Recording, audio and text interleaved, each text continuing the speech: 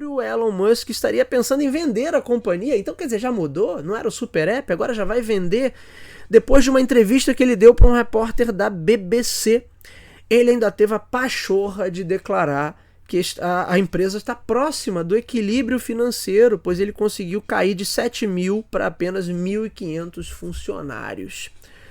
Então era isso, quer dizer, o grande plano do visionário que alguns anos atrás figurava aí na lista como um potencial sucessor, um novo Steve Jobs, não é ampliar o faturamento da companhia, né, de uma empresa icônica que boa parte das pessoas que viveram essa ascensão da internet e das redes sociais tem um respeito enorme pelo Twitter. O plano dele era simplesmente demitir o máximo de pessoas possíveis e não faturar mais, mas encontrar uma maneira de fazer o Twitter caber dentro das contas que ele tem para pagar todo mês. Só para não dizer que eu estou na retórica apenas, vamos olhar rapidamente alguns números para a gente entender se está ou não está declinante. O Twitter, em número de usuários, ele vinha aumentando. Em 2019 eram 312 milhões de usuários, chegou a 368 milhões de usuários em 2022, agora vem registrando uma queda. As estimativas, inclusive para o ano que vem, apontam que, se continuar nesse ritmo, ele vai cair para 335 milhões de usuários. Se levarmos em consideração que o próprio Musk, na época lá de negociação da compra, já apontava que até 20% desse quantitativo seriam bots, poderíamos ter na prática aí quase 70 milhões de usuários a menos.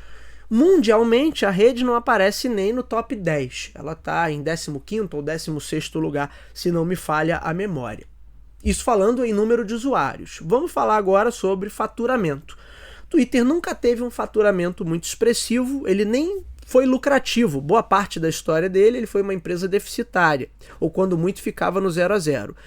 Mas ele teve alguns anos onde a coisa realmente parecia que estava melhorando. Ainda assim, em ordem de grandeza, é uma companhia de certa maneira inexpressiva, vejam bem, quando comparada a outras big techs, quando comparada a outras empresas do setor, ela é de fato menor. É claro que ainda assim é um negócio bilionário. Eu já tinha até falado aqui em um outro episódio, né, em 2001 o faturamento da plataforma foi menor que o faturamento do Bing, que sempre foi um buscador absolutamente inexpressivo, que a Microsoft só consegue fazer o Bing ser usado quando empurra lá via instalação do Windows. Agora, né, você tem o Bing integrado ao ChatGPT, a sistemas de inteligência artificial, então agora é uma outra história, mas eu estou falando lá atrás, então o Twitter conseguia ser menor do que o Bing. Em 2022 foram 4,4 bilhões de dólares em receita, isso já representou uma queda, né, de mais ou menos 10 a 11% em relação ao ano anterior. A sua principal fonte de receita são os anunciantes, que essa fonte também vem caindo, sendo que a plataforma vinha em uma crescente de 2020 para 2021. O faturamento havia crescido 35%, ele saltou de 3,7 bilhões em 2020 para 5 bilhões em 2021 e agora ele cai novamente para 4,4 bilhões em 2022.